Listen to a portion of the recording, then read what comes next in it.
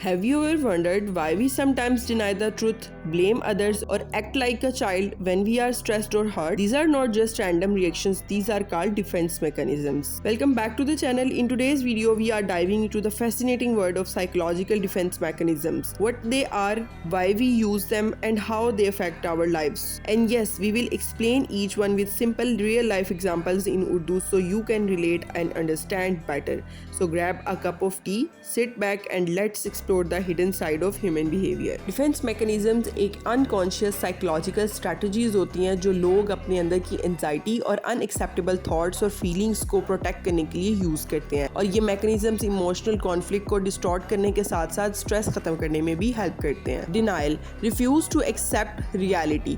For example, अगर किसी near और डियर वन की कोई डेथ हो गई है और किसी को इतना ज्यादा शॉक लगा है कि वो उस चीज को एक्सेप्ट ही नहीं कर रहा, बार बार ये वाला सेंटेंस रिपीट कर रहा है कि ऐसा हो ही नहीं सकता, वो मर ही नहीं सकता, ऐसा मुमकिन ही नहीं है, तो ये बंदा अगर ये स्टेटमेंट दे रहा है तो उसका मतलब है कि वो डिनाइल फेज में जा रहा है, डिनाइल डिफेंस मैकेनिज्म यूज कर रहा है. रिप्रेशन, अनकॉन्शियसली अनप्लेजेंट फीलिंग्स को ब्लॉक करना. रिप्रेशन का लफ्जी मतलब है दबाना, यानी कि इतनी ज्यादा आपकी अनकॉन्शियसली अनप्लेजेंट चीजें इकट्ठी हो गई हैं, आपके इमोशंस इस तरह से क्रिएट हो गए हैं, आपको इस तरह से लाइफ में इफेक्ट हो रही है कि आप उस चीज को रिप्रेस कर रहे हो, दबा रहे हो. फॉर एग्जाम्पल, किसी भी बच्चे के बचपन में या कोई चाइल्डहुड इस तरह ट्रॉमा हुआ या इंसिडेंट हुआ है, वो उसने इतना ज्यादा इफेक्ट बच्चे की पर्सनालिटी के ऊपर, उसके माइंड के ऊपर कि वो उस चीज को भूल चुका है. Projection, attribute your thoughts to someone else. लफ्जी मतलब प्रोजेक्शन का है इल्जाम देना. फॉर एग्जाम्पल, एक बंदा जिसको किसी पे किसी बात से ग्रज है या वो उस चीज से जेलस फील कर रहा है, तो वो उसको बजाय ये कि अपने अंदर के ग्रजेस को एक्सेप्ट करे या अपने अंदर की जितनी भी नेगेटिविटी है उसको चैलेंज करे,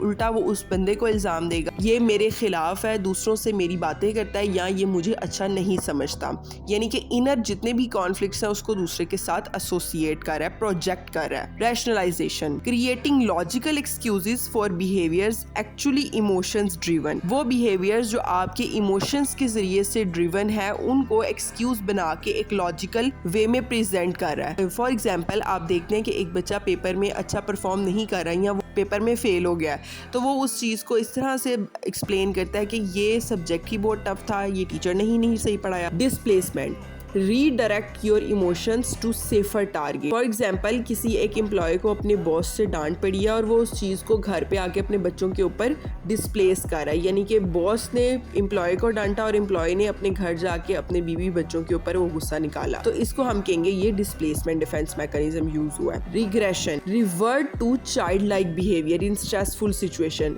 कोई भी एक बच्चा या कोई भी एक पर्सन या कोई भी एक इंसान अपने इमोशंस को चाइल्ड लाइक बिहेवियर के ज़रिए प्रेजेंट कर रहा होता है.